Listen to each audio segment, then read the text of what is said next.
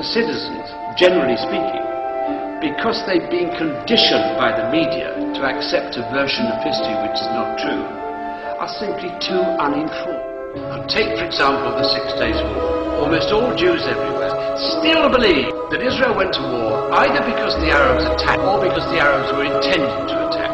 Israel went to war because its military and political hawks insisted that the Arabs were about to attack. The truth of history, which flows fully documented through both volumes of my book, is that Israel's existence has never ever been in danger from any combination of Arab force.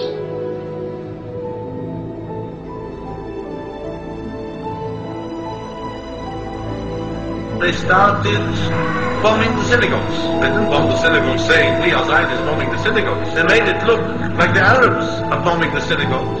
If only enough Jews can be exposed to the truth of history, the 67 war in particular, they will end their silence. Now, if anybody accuses me of anti-Semitism, say, sir, madam, you are deluded.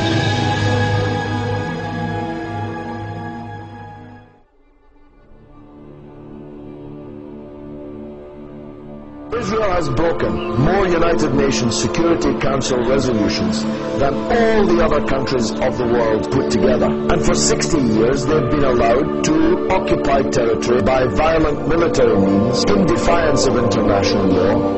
Context that's often missing from the current reporting is that the Palestinian uprising is a 4-year-long occupation.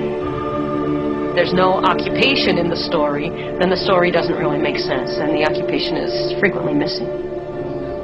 The lack of context is so dramatic that only 4% of the network news reports on the occupied West Bank and Gaza Strip mention that the West Bank and Gaza Strip are occupied. The Israeli military sends its troops into the occupied territories to defend what is considered an illegal occupation, and when the population there resists, Israel is presented as being under attack.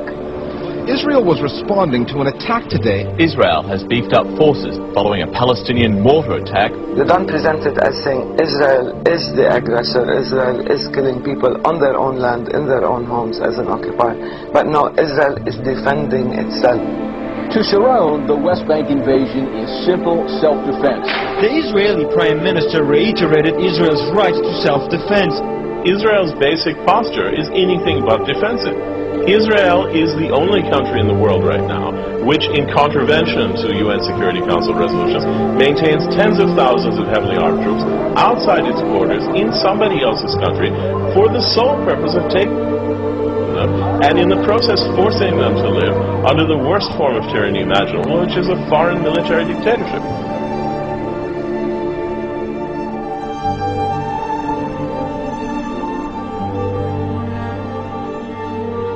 For decades, Israel has been colonizing Palestinian land by building settlements on that land. The settlements are in contravention of the Fourth Geneva Convention that forbids the transfer of population into land colonized by illegal force. The settlements are dotted throughout the Palestinian territories and are set up strategically, often on hilltops, to give Israel military control of the land and its natural resources, namely water. The settlements, together with the surrounding land that they have expropriated, control over 40% of the West Bank and Gaza Strip. They are linked together by a network of bypass roads that carve up the West Bank, restricting Palestinians' freedom of movement, and that simultaneously link the settlements to Israel proper. There are checkpoints everywhere. Palestinians can't get from one place to another. Drives that ordinarily would take 10 minutes now take 4 hours. All the main access and artery roads are controlled by Israel. Anything that enters and exits the Palestinian areas is underneath their control. And so everything from getting medical help to getting education to trying to lead your daily life is at the whim of Israel.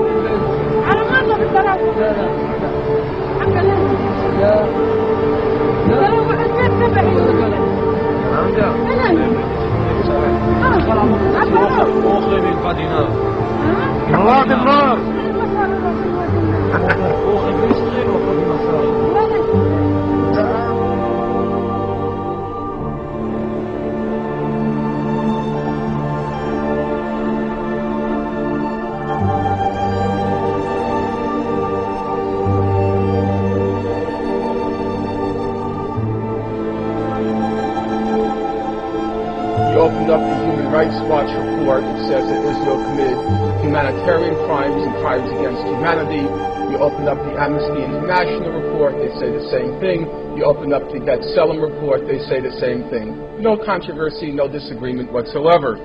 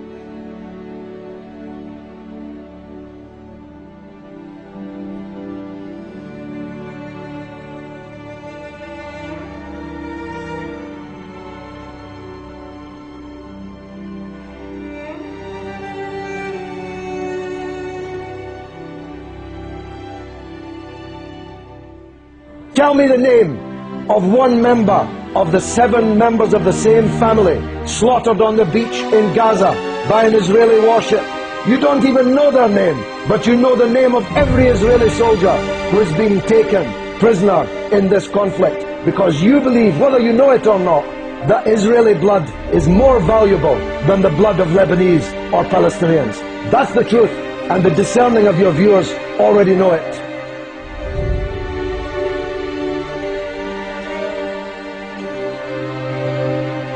The so-called Third Reich lives again in the form of these Zionists in the apartheid state of Israel. In the apartheid state of Israel. In the apartheid state of Israel. In the apartheid state of Israel. In the apartheid state of Israel. In the apartheid state of Israel. In the apartheid state of Israel. In the apartheid state of Israel. In the apartheid state of Israel.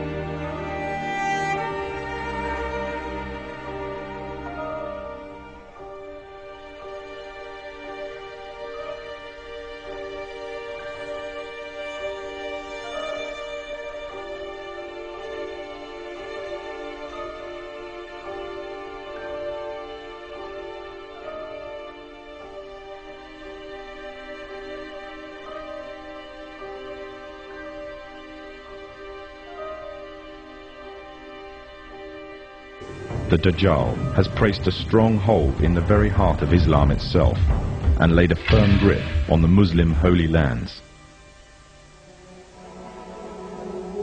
But although they plan, Allah also plans, and Allah is the best of planners. The final victory will be with the Muslims.